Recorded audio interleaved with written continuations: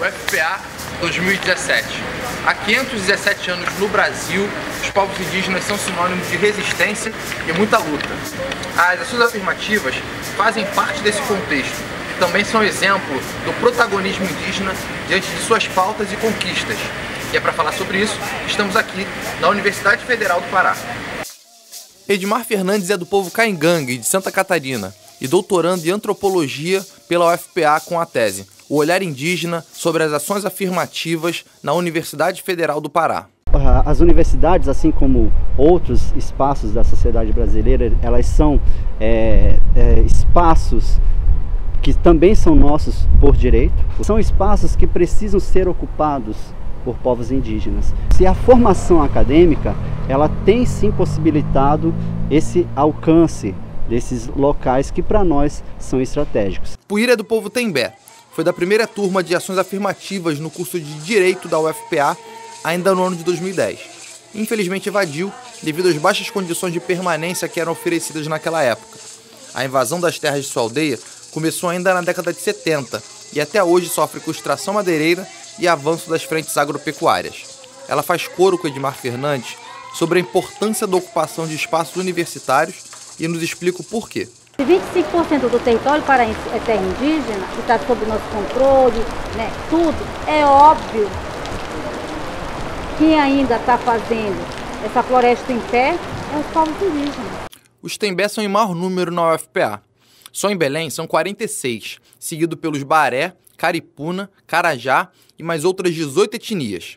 Segundo o último censo do IBGE, os povos indígenas no Brasil somam mais de 304 etnias, divididas em 274 línguas e mais de 800 mil pessoas. Esses dados são um desafio para a universidade que há muito pouco tempo abriu suas portas para a diversidade através das ações afirmativas. Os casos de preconceito são reais obstáculos na formação do estudante indígena e faz emergir o racismo institucional. A gente sabe que o racismo, apesar de muitos negarem que existe, ele é presente. Que até pouco tempo, sei lá, até algum tempo atrás, as pessoas podiam até sentir isso, né? Mas estava meio que assim escondido, né? Não era tão escancarado quanto é hoje. Então é muito comum hoje ver os indígenas sendo atacados até fisicamente, né? Não só mais com palavra, mas até fisicamente dentro das universidades, simplesmente por ser indígena. E escutar expressões como, aqui não é teu lugar, vai pro mato, vai pra aldeia. João Pranrê e Paquenerê são parcatejês. Foram alunas da UEPA, têm depoimentos semelhantes e nos mostram que o racismo não é exclusividade de uma ou outra universidade. O que tu tá fazendo aqui, né? Por que tu tá estudando? Por que você quer uma formação?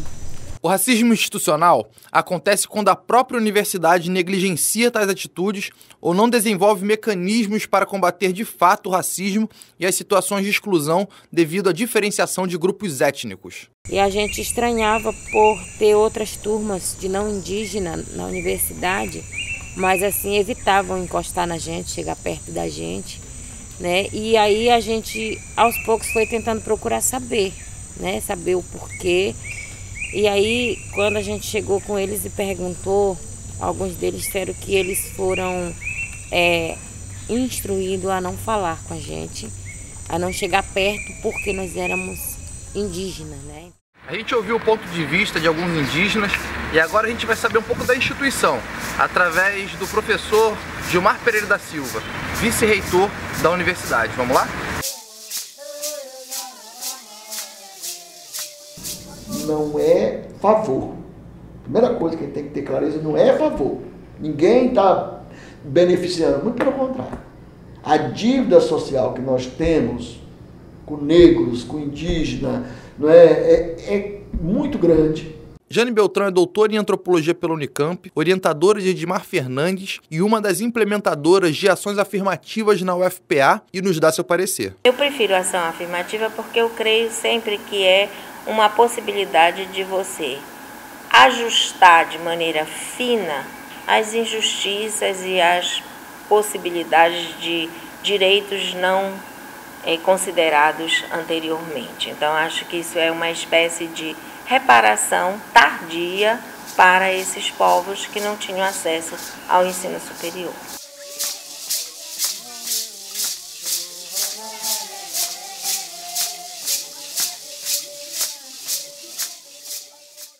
não é algo que foi dado, né? Não é algo que foi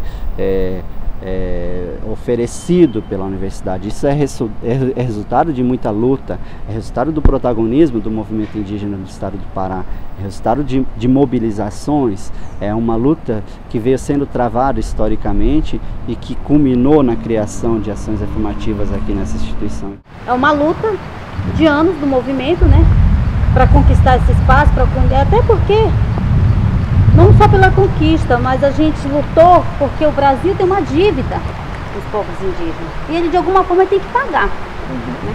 Pagar de que forma? Com programas sociais? Tem que pagar com programas sociais, tem que pagar sim. A cota e a reserva de vaga fazem parte das ações afirmativas. As cotas são um percentual das vagas que são subtraídas do total e oferecidas e preenchidas por alunos que se enquadram nas ações afirmativas. Se não houver demanda nos cursos, elas podem ser ocupadas por concorrentes das vagas universais.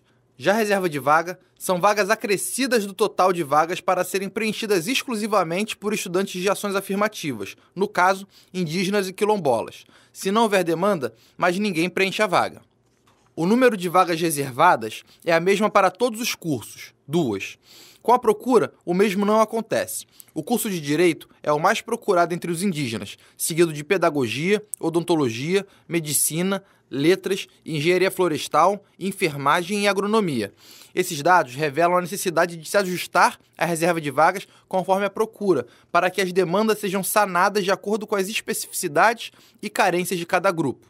A gente está no ICB, Instituto de Ciências Biológicas da UFPA, e hoje a gente vai falar com 2 universitárias indígenas que estudam aqui.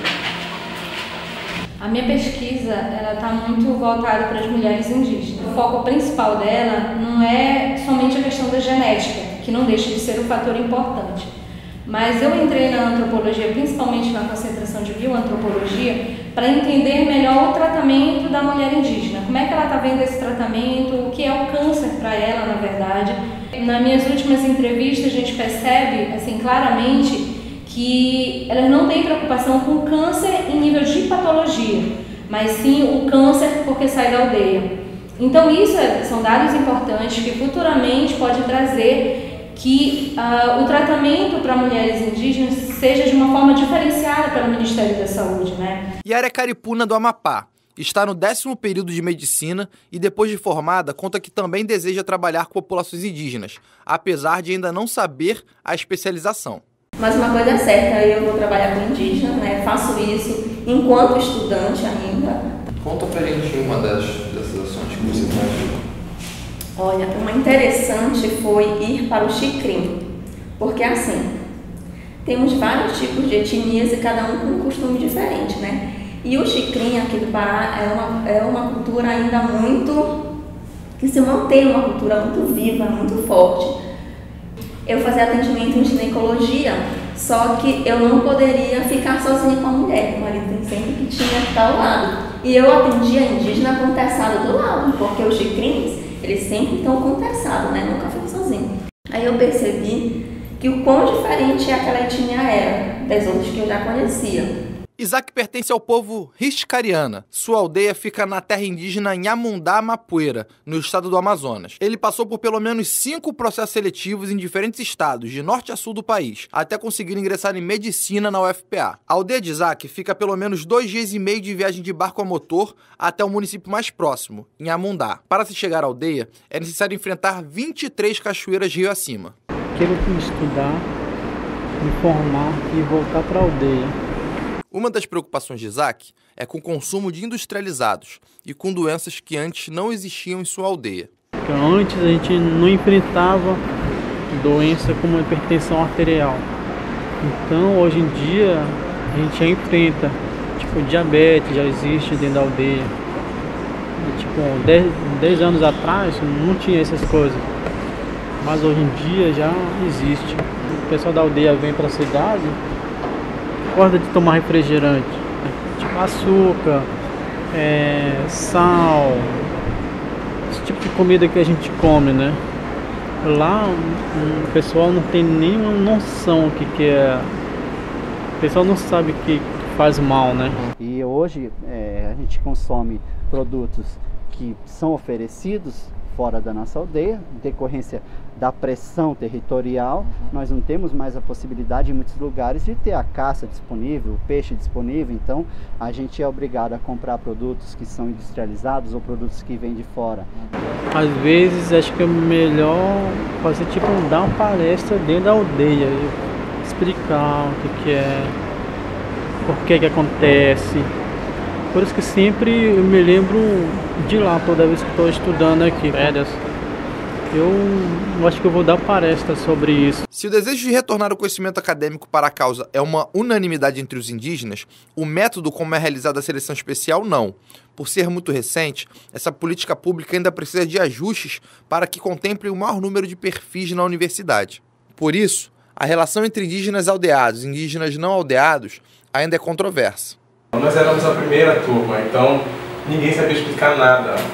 Uma série de coisas que eu nunca nem tinha ouvido falar. E aí, como é que faz? Minha primeira prova eu tirei 0,8.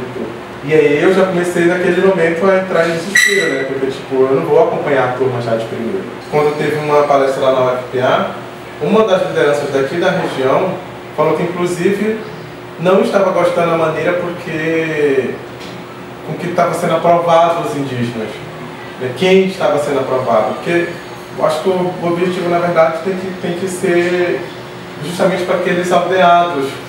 E quando eu falo nesse sentido de aldeado, eu quero falar nesse sentido de levantar essas dificuldades que quem é um aldeado sabe, que não são as mesmas dificuldades pedagógicas que um não aldeado, mesmo que seja só entre indígenas, uma prova objetiva. Entre um aldeado que tem essas dificuldades e um desaldeado, pelo amor de Deus, é muito difícil, a gente já sabe praticamente como é que vai ser o resultado. São essas concorrências que a gente, na verdade, tem que começar a filtrar. Né? E isso não é discutido pelo programa. Isso não foi discutido pelo programa. O programa nunca chamou a gente para discutir. O que a gente tem que fazer é se educar enquanto acadêmico para aceitar o protagonismo indígena, compreendê-lo e trabalhar junto. Agora, na verdade, como nós somos uma sociedade racista, essas dificuldades elas persistem. Também não posso dizer que a universidade não mudou. Acho que hoje a universidade ela já tem um outro olhar. Isso é resultado de muita luta. Isso é resultado de muito sofrimento, de muita perseverança também nossa. Nós nunca desistimos.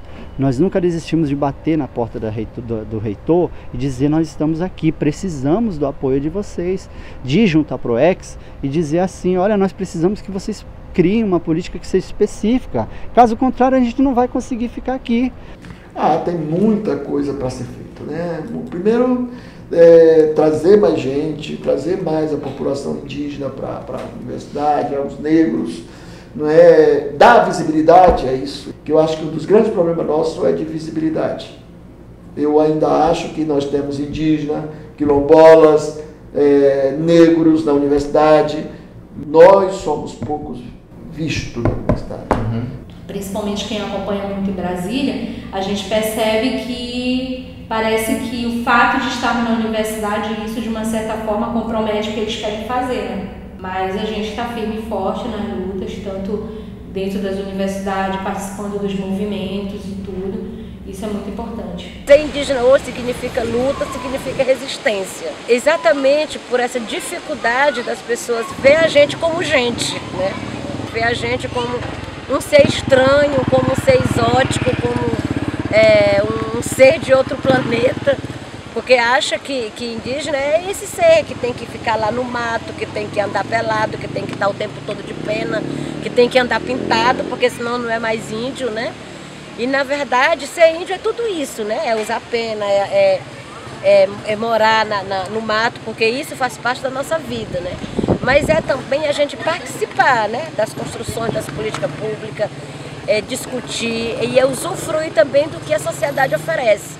O que tem aí está à disposição de qualquer pessoa. E nós, por ser indígena, não podemos, né, ficar de fora. A gente tem que manter a nossa cultura viva, temos que manter a nossa identidade, mas nós também temos todo o direito de usufruir de tudo que está aí à disposição da população.